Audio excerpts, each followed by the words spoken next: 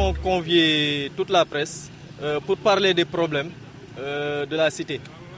Parce que ce que nous avons remarqué, c'est que je voudrais, dès l'entame même de mon propos, saluer le courage des anciens détenus qui sont avec moi et qui ont aussi leur mot à dire.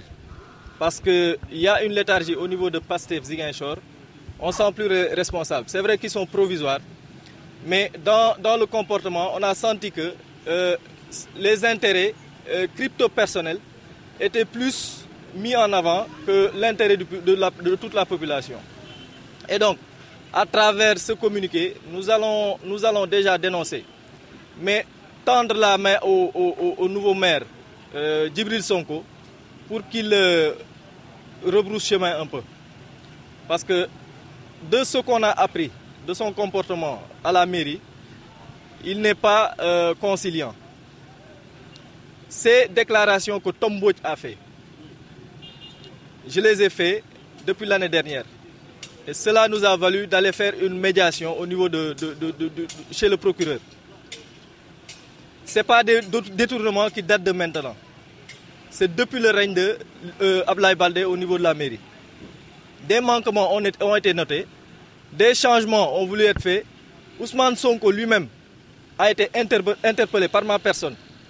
Il a eu à prendre des décisions que ses adjoints au maire ici présents ont bloquées pour des raisons crypto-personnelles. Les détournements là, Ousmane Sonko, je l'interpelle lui-même, est au courant depuis l'année dernière. Il est au courant de tous les faits et gestes de ses agents véreux. Et ce que Djibril Sonko a fait, c'est un muselage. En fait, il donne un signal fort aux autres agents qui voudraient dénoncer. Et pour ce, on dit non. Nous allons nous mettre devant lui et dénoncer tous ces agissements-là. Parce qu'il n'est pas normal qu'on dise Djoubol Djoubanti. Et c'est des membres de PASTEF qui viennent concourir à prêter main forte à ces agents véreux-là. Nous demandons lumière, nous allons saisir le FNAC, nous allons compléter les informations qu'on a au niveau par rapport à la plainte qui a été déposée contre la mairie de Ziguinchor pour édifier toute la population. Parce que ce sont nos deniers. Et les populations de Ziguinchor doivent être interpellées, doivent être mis au courant que leurs deniers, c'est à eux. De la même manière qu'on taxe les Jakartamans, les camions qui viennent dans la mairie, dans la commune, c'est de la même manière qu'on va demander des comptes. Parce que des audits ont été réalisés. Il ne faut pas que les gens se leurrent. Des audits ont déjà été réalisés, notamment je l'interpelle directement, le sieur Abdou Sané. Je l'interpelle directement pour qu'il dise ce qui se passe. Je l'ai interpellé l'année dernière. Je le refais. Je ne voulais pas amener de problème, ni de tollé au sein même du PASTEF. Mais il est temps que les gens sachent ce qui se passe. Ce qui se passe, c'est qu'il y a des agents qui s'activent dans le détournement. Ces détournements que Tom a énoncés, ça ne date pas de maintenant. L'année dernière, j'ai eu à dénoncer. J'ai eu à dénoncer des adjoints au maire s'en sont pris, même à ma femme qui travaille à la perception municipale, pensant que c'est elle qui me donne les renseignements. Je vais leur dire maintenant. L'agent qu'on a pris, utilisé pour faire les audits, c'est par lui qu'on a commencé. On l'a muselé, comment? En le mettant au vert. Pendant 2 ans, il est resté sans travailler ici. Pendant ce temps, il percevait son salaire. Je le nomme, il s'appelle Souleymane Djiba, Jules Djiba.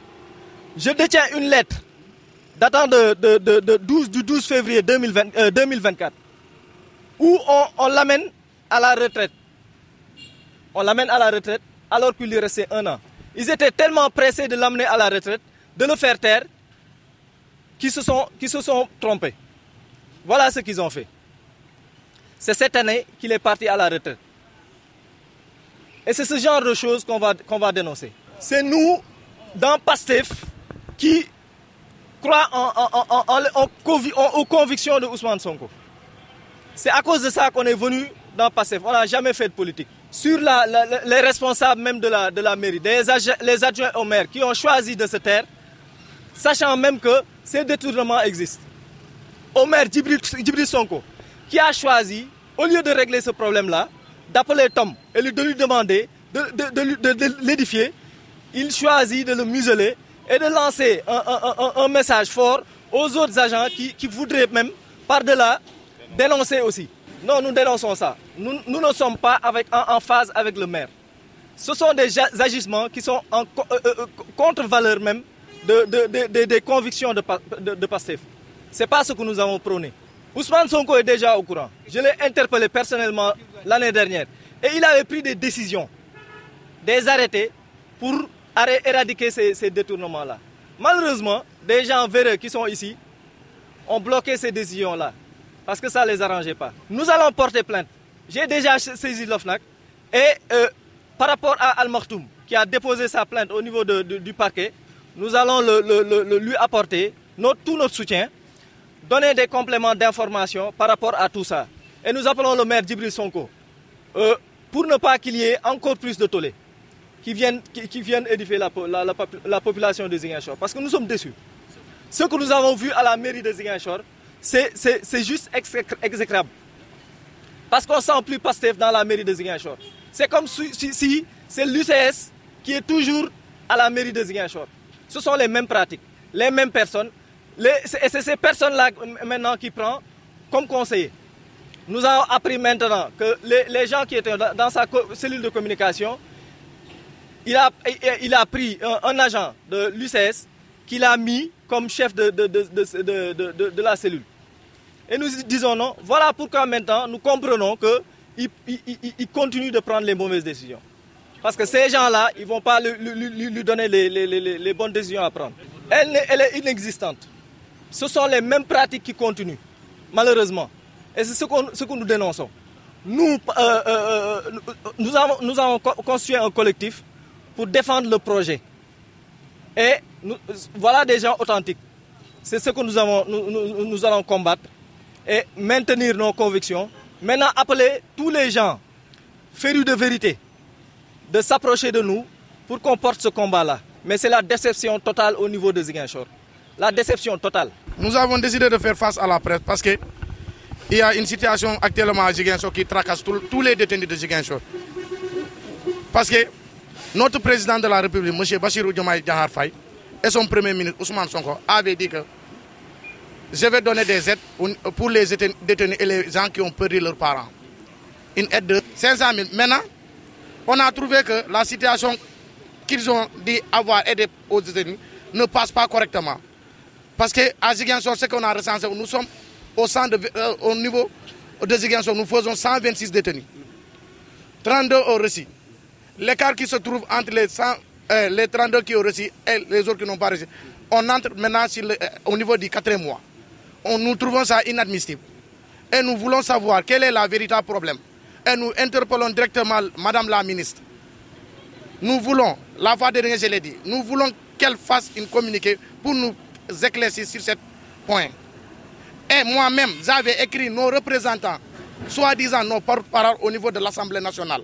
Monsieur Guy Marius Sagna, moi-même je l'ai interpellé. J'ai interpellé Mme Oulimatou Sidibé, à qui je salue énormément. Voici une dame tellement brave.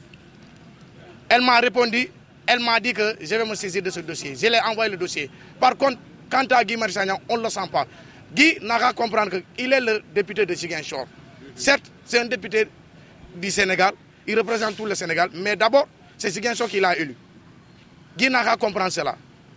Nous lui disons que nous ne sommes pas contents auprès de lui. Guy, prends tes responsabilités et donnez-nous des éclaircissements par rapport à ce qui se trouve actuellement à Ziguinchor. On est à 2 semaines de la Tabaski. Et les gens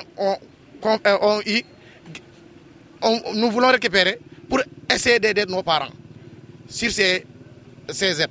Non, Guy n'a pas trahi Ziguinchor, mais Guy ne répond pas aux attentes de Ziguinchor.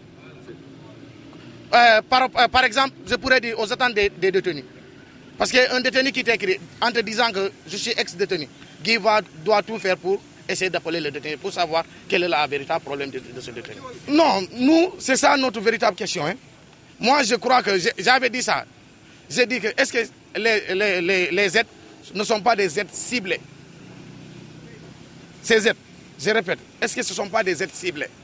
Si c'est ciblé, Ils n'ont qu'à dire aux autres qu'ils ont... Vous ne pouvez pas avoir de l'argent. Vous ne faites pas partie de cette aide.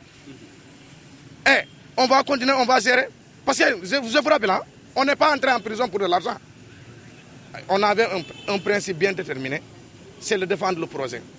Donc si les autres ont reçu, les autres n'ont pas reçu, ça peut amener de la frustration au niveau de Ziguinchor.